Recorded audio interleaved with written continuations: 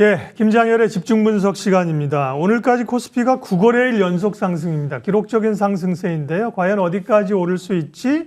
조금 힘에 붙이는 건 아닌가? 이런 고민들이 있는데요. 아스트라 자산운용 김장열 리서치 본부장님과 함께 전망과 함께 이번 주 포인트 잡겠습니다. 어서 오십시오.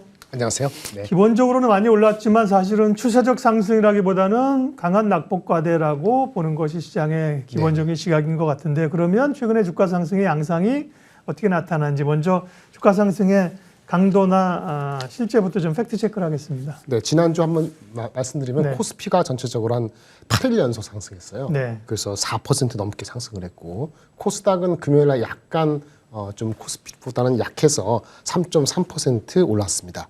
그 간밤에 그 미국도 한 6일 연속 상승을 했어요. 필라델피아 반도체 지수하고 나스닥 같이 경기 민감주는 많이 올랐고, 다우도 한 나흘 연속 오른 것 같고, 이런 얘기가 있습니다. 미국에서 지난 1950년부터 2014년까지인가요? 통계를 보니까는 그러니까 새해가 시작되고 나서 첫 5일간의 거래를 봤을 때 5일간의 강세가 하라는데 평균적으로 순 매수액 순 증으로 했잖아요. 네. 그러면 80%의 확률로 그 연도 내내 좋았다 하더라고요. 그러니까 네. 지금 같은 경우는 올해가 좋아야지 정상인 거잖아요. 그렇죠. 예, 그래서 확률적으로 80%인데 20%는 뭐냐? 그렇지 않은 경우도 있었기 때문에 안심할 수는 없지만, 지난주에 제가 나왔을 때 말씀드린 것처럼 구정 이후에 몇 가지 포인트가 있으니까 일단은 기분은 나쁘지 않게 시작하고 가능성을 열어두면서 볼 수 있는 장의 흐름을 지난주 말까지 보였다라고 보여주고요. 그 이후야 이제 경기 하강 우려가 계속 나오는데, JP모건이나 기타 금융기관에서도 얘기하고 업체들의 실적 하강도 이어지고 하지만은 CPI 넘버도 그랬고, 그다음에 인플레 기대 지수도 한풀 좀 꺾이는 것 같았고, 낙폭 과대한 주식들은 좀 있고, 그러니까 어떡하겠죠. 낙폭을 좀 사고, 그다음에 전체적으로 그 현금이 만약에 70%였으면 조금 줄이고, 이런 그 흐름이 있다 보니까 주식이 좀 버틴 것 같아요. 그렇게 흐름이 흘러왔던 것 같습니다. 지난주. 그러면 최근에 상승을 이끌고 있는 그 섹터나 주식들은 어떤 건가 좀 분석을, 글로벌 증시도 그렇고요, 우리 시장도 그렇고 분석을 좀 뜯어볼 필요가 있겠습니다. 근데 아까 말씀드린 것처럼 경기 위축의 우려를 계속 하는데도 불구하고, 예를 들어서 은행 같은 경우는 JP모건 같은 거 아주 확실한 예인데, 충당금 적립액을 4분기에 전분기에 49% 드렸거든요. 사실은 금요일 날 아침장에 마이너스로 시작했어요. 마이너스 2.5%. JP모건. 다시 올라갔어요. 그래서 연속 올라가서 JP모건도 지난주에 한 3% 넘게, 시티그룹도 5% 넘게 빠졌는데, 경기 위축보다는 소비 심리 지표 개선이라는 것에 초점이 모아지는 거죠. 한국은 조금 지난번과 다르게 우리나라에서는 이제 주주 환원 정책이라 이런 거에 대한 요구사항이 많다 보니까 했지만, 비슷한 양상을 보여줬던 게 은행주를 대표적으로 하는 종목 섹터가 괜찮은 거고요. 뭐니 자동차하고 전기차가 이슈죠. 테슬라가 관건인데, 테슬라가 지난주는 그래도 한 8% 올랐습니다. 막판에 많이 올라서. 근데 좀 마냥 좋을 수는 없는 것이 가격을 또 인하했어요. 미국하고 유럽에서 한 6에서 20%. 그거야 이제 중국만 인하면 되느냐. 그래서 맞춰준 것 같기도 하고, 재고가 많으니까 팔려고 했던 거죠. 그래서 테슬라 주가가 한때는 금요일날 장중에 마이너스 6%까지 봤습니다. 초반에. 근데 결국 마이너스 0.9인가로 빠졌거든요. 그래서 가격을 낮추는 건 어차피 불가피한데, 수요가 반응을 하기만 한다면은 이미 많이 반응된 거 아니야라는 생각이 들다 보니까 주가가 오르지 못하지만은 낙폭을 거의 다 흡수했죠. 근데 반면에 테슬라가 이렇게 나오니까 다른 주가들이 흔들리는 거예요. 리비안 같이 그런 스타트업은 그렇다 치더라도 GM 포드도 전기차잖아요. 얘네 주가가 이제 잘 가다가 금요일 날 확 미끄러졌어요. 그래서 이것이 한국 주식시장이 어떨까 시작했는데, 우리도 지난주 괜찮았지 않습니까? 근데 오늘은 좀 약하게 좀 시작하네요. 거기 영향을 주는 것 같아서, 이제 테슬라발 이슈가 단순한 걔네들 재고 이슈가 아니고, 이 본격적인 가격 경쟁으로 들어가면서 뭔가 비용이 드는 거 아니냐, 이런 우려를 조금 상기시키는 그런 흐름이었고요. 반면에 2차 전기차가 이렇게 컴피티션이 일어나면 경쟁이 높아지면 말이죠. 거기에 들어가는 2차 전지 부품은, 원래 전기차가 만약에 50% 성장하면은 2차 전지는 성능이 높아지기 때문에 한 75% 더 플러스 알파 성장하거든요. 근데 테슬라가 뭐가 됐든 다른 경쟁사도 전기차도 만만치 않게 계속 붙으면은 생산은 계속 늘어날 수밖에 없잖아요. 그러면 어떻게 되죠? 2차 전지 부품 회사들은 나쁘지 않은 거 아니야? 이렇게 되면서 미국에는 2차 전지가 주식이 많지는 않습니다만은 뭐 리사이클이라는 회사도 있고 퀀텀 이스케이프 뭐 이런 게 있는데 많이 올랐어요. 올해 들어와서 거의 20% 40% 올라서 한국의 2차 전지 주식도 낙폭 과대한 건 지난번 말씀드린 것처럼 줍줍할 만한 이유는 2차 전지 주식은 전기차하고는 조금 다를 수가 있다. 이렇게 이제 여실히 보여진 것 같고요. 중국 리오프닝 때문에 한국 주식도 많이 오르고 오늘도 선전하고 있습니다만 항공주, 미국의 항공주가 계속 연일 상승하고 있다. 이렇게 말씀을 드릴 수 있겠습니다. 이게 미국 중심으로 나온 거고요. 국내 시장 한국 주식도 뭐 삼성전자, 하이닉스는 계속 그냥 버티고 있습니다. 근데 보시다시피 시장을 압도하지 못해요. 시장이 한 4% 올라가는데 삼성 하이닉스가 뭐 5% 6% 올라가는 건 아니고 시장에 뒤처지지 않은 정도. 그것만 되더라도 시장을 안정화시킨다는 측면은 나쁘지 않은 거죠. 괜찮고요. LG에너지솔루션은 2차 전지 강했네요. 네, 강했는데 LG에너지솔루션은 사실은 27일 날 그 오버웨이 이슈가 있기 때문에 그걸 지나가 봐야 될 것 같아요. SDI는 상대적으로 강합니다. 예, 괜찮은 것 같고요. 현대차는 제가 괜찮았는데 오늘 이제 그 부메랑의 이슈가 때문에 조금 반락하는 이런 정도이기 때문에 결국은 시장에서 대형주가 나쁘지 않게 이끌어 갔습니다만은 압도적인 거는 좀 낙폭 과대를 잘 샀을 때 그리고 리오프닝주 중국 리오프닝주하고 낙폭 과대주를 사야지 시장에 3, 4% 오를 때 플러스 알파를 먹는 그런 형국으로 지난주하고 이번 주 초까지 이어지는 형국입니다. 결국 이제 지수 상승이 얼마나 더 이어질 수 있을까를 수급으로 대입해 보면 외국인들이 계속 사줄 수 있을까가 관건인데요. 네네. 외국인들이 연초장을 지금 이끌고 있죠. 반도체 IT하고 금융주, 은행주죠. 대표적으로 많이 네네. 사고 있는데 반도체 쪽 시각이 좀 바뀌는 게 있는지 좀 체크해 주세요. 일단 삼성하고 하이닉스를 보시면 미미하지만 하이닉스가 조금 앞서갔어요. 네. 조금 숨고르기가 필요합니다. 이거 말씀을 드리겠고요. 만약 하이닉스를 무겁게 쫓아가긴 좀 무겁다 그러면은 SK 스퀘어 같은 주식을 약간의 프락시 대용으로 한번 고려해 보는 것도 어떤가 하는 제 개인적인 의견입니다. 스퀘어가 SK 하이닉스의 주주죠? 네, 주주이면서 사실은 SK 스퀘어가 지주회사일 텐데 그 넷 에셋 밸류의 중간지주죠. 근데 NAV의 거의 75%가 SK 하이닉스예요. 주가가 같이 가는 게 비슷한데 지난 한 1, 2년간 보면 SK 하이닉스가 낙폭 과대했던 그 폭보다는 더 많이 빠졌어요. 그래서 좀 그런 측면에서 갭이 있고요. 어쨌든 하이닉스보다는 삼성전자가 안정적인데 그럼 삼성전자가 얼마까지 갔냐 중요하잖아요. 오늘 저번에 말씀드린 걸 한 가지 말씀드릴게요. 6만 5천 원까지는 지금 가도 아무 문제 없습니다. 근데 문제는 7만 원과 8만 원 가는 거는 만만치가 않다는 얘기가 드리는 거고요. 일단은 지금 시장은요. 삼성전자가 올해 그 감산이나 캐펙스 컷을 한 20% 정도는 한다는 거를 반영을 하는 분위기입니다. 그러게요.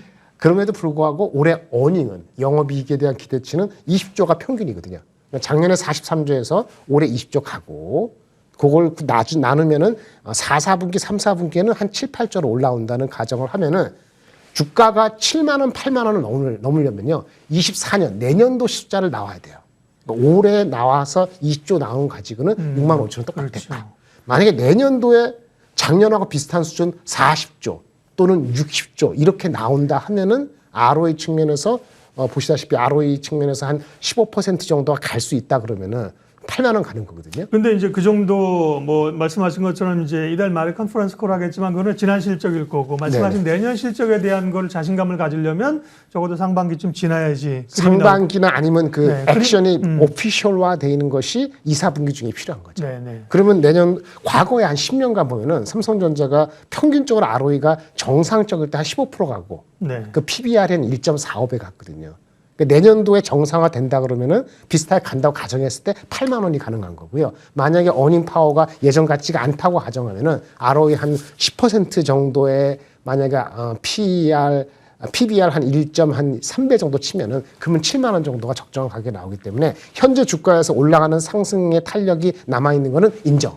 하지만 구체적인 액션이 없으면은 6만 원 중반 이상은 좀 터프하다. 거기까지 보시고 하이닉스 때 그 정도다. 이렇게 보신다면은 그 나머지 알파는 넌 반도체 찾는 것이 현실적이다. 이렇게 말씀드릴 수 있습니다.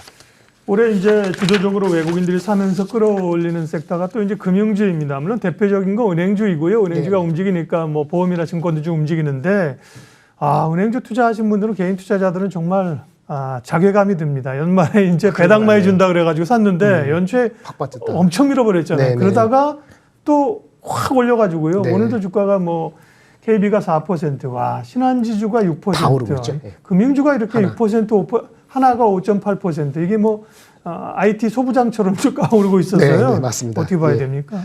지난주 말씀드린 것처럼 그 행동주의 펀드가 요구한 2월 9일까지 1월 9일에 발표했죠. 우리 주주 환원채 26%가 뭡니까? 미국은 64%인데 성장 위주의 전략을 좀 포기하고 좀 마드레이터 가져가면은 충분히 할 수 있는데 그런 요구를 했단 말이에요.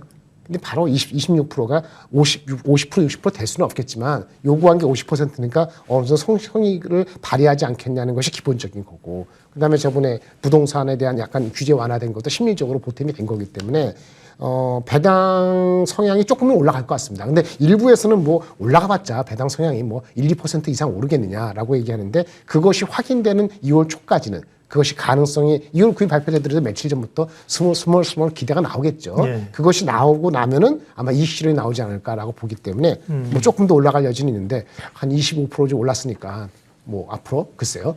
조금 더 올라가면 또 부담이 오를 수 있는 상황은 1월 말쯤 되면 올 것 같습니다. 약간 이벤트적 성격의 그죠? 그걸 네, 확인해야 그렇습니다. 되네요. 네, 예. 네.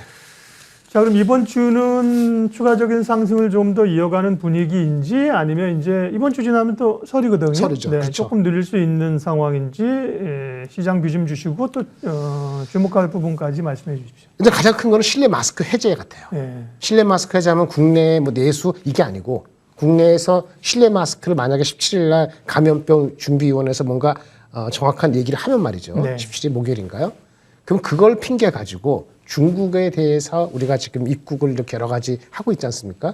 그것도 변화가 있었지 않겠냐라는 기대 심리가 지난주 금요일, 이번 주부터 나올 거라고 보고 있고요. 지금 반영되고 있어요. 왜냐하면 중국도 지난 주말에 입국자 해서 보니까는 감염자가 원래는 16% 시작했다가 지금 한 자릿수 5% 내려오고 있잖아요. 그러니까 많이 줄었습니다. 우리도 국내도 실내 오픈을 하는 실내 마스크를 해제하고 여기도 이제 5% 이내로 감염자가 들어오는 사람이 적은데 이거 이런 식으로 처음 해가지고 중국하고 갈등해봤자 할 필요 없지 않냐 이런 공감대가 되면은 뭔가 명분을 좀 만드는 그렇죠. 거죠. 정치의 예. 명분이니까 예. 정치적인 이슈니까 뭐 추석 전에 나오면 좋겠습니다. 하여튼 추석 전에 나오면은 그런 주가는 미리 1월 말까지 반영되기 때문에 뭐 은행 뭐 여행주건 항공주건 다 좀 더 올라갈 수 있고 예상보다요. 좀 한 가지 말씀드리면 항공주 주식들이 실적이 괜찮을 수도 있어요. 유가가 많이 빠졌고 예. 환율도 많이 빠졌잖아요. 그렇죠. 그러니까 이제 대한항공 같은 경우는 제가 특별히 뭐 그 주식이 얼마라고 얘기하는 건 아닌데 이제 유가가 만약에 한 10불 정도만 빠져도 10불만 빠져도요. 한 2천억 정도의 이익이 연간 납니다. 그러니까 30% 빠지면 한 6천억 나는 거거든요. 네. 그 환율도 한 50원만 원화가 이제 이렇게 되더라도 그것도 한 800억 나요. 그러니까 이런 효과가 있기 때문에 의외로 애널리스트의 포캐스트가 낮았을 수도 있다라는 게 있기 때문에 그렇게 해서 여행주하고 항공주는 당분간 계속 갈 것 같은 느낌이 듭니다. 모멘텀이 계속 이어질 것 같아요. 네. 그리고 이제 전체적으로 코스피장 아까 말씀드린 한국전자가 얼마나 그랬죠? 딱 확실한 얘기를 안 하더라도 6만 5천 원은 얼마든지 갈 수 있고 하지만 그 다음부터는 ROE가 두 자리 해야 되기 때문에 터프하게 느껴진다 그러는데 작년 연말에 애널리스트들이 갖고 있는 올해에 대한 포캐스트 있잖아요. 애널리스트들이 갖고 있는 실적이요? 예, 실적. 그걸 가지고 이제 예. 목표 주가 했을 텐데 그러니까 애널리스트의 목표 주가 있는데 어닝이 그 어닝보다 한 5% 빠진다고 가정을 해봤단 말이에요. 그건 사실은 지난주에요. 실적 포캐스트가 작년 4, 4분기에 대해서 지금 예측 나온 게 코스닥에서 한 3, 4%, 코스피에서 한 6%, 7% 빠졌어요. 하향됐다는 거예요. 그래서 작년 말에 갖고 있는 어닝에서 한 5% 하향하고 이렇게 잡으면요. 애널리스트 목표를 하면은 2,578이 나옵니다.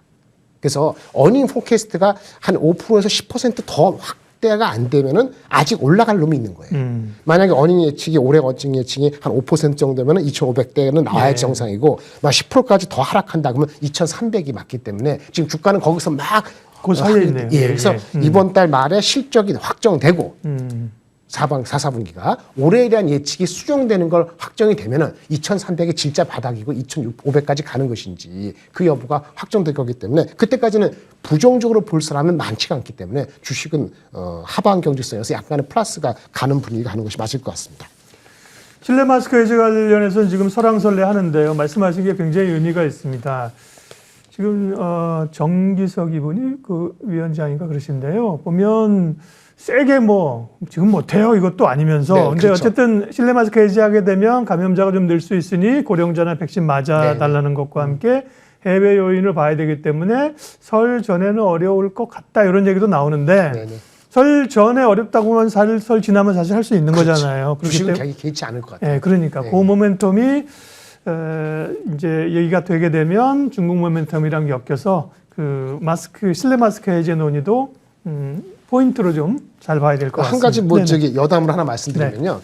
그 많이 올랐다는 사람들이 많아요. 네, 지수가. 저기 그렇죠. 하나 투어나 모두 투어 포함해서 네. 여러 가지 항공주라든지 네. 여행주 많이 하는데 아웃바운드 네. 중국에서 한국에 들어오는 곳들 하는데 루블 박물관 아시죠? 네. 그 파리에 있는 루블 네, 박물관 거기서는 이게 1년에 한 1,000만 명이 온다는데 코로나 이전에 이게 700만 명까지 내려갔다가 최근에 이제 많이 풀어졌잖아요. 목표가 1,000만 명 가까이 되면은 제한을 두겠다 그러는데 지금 한 20% 이상 룸이 있거든요. 그래서 아마 중국에서 나오는 숫자가 많아서 이것을 재밌는 얘기네요. 타이트하게 그 정도로 나오면은 그때는 아마 주가를 아마 보수적으로 거꾸로 봐야 되지 않을까. 지금은 아직은 아닌 것 같습니다. 오히려 네. 그러니까 루브르 박물관에 그 제한 인원이 차게 되면 그만큼 이제 확산되는 건데. 그렇죠. 예, 그때는 오히려 확 좋아지는 게 아니라 단기적으로 조금 그렇죠. 조심해야 되는 거죠. 어렵네요. 네네. 선반영해야 되는 게 투자이기 1분기는 때문에. 지나지 않을까. 싶어서. 김장열의 집중 분석 아스트라 자산운용 김장열 리서치 본부장 함께했습니다. 고맙습니다. 네, 감사합니다.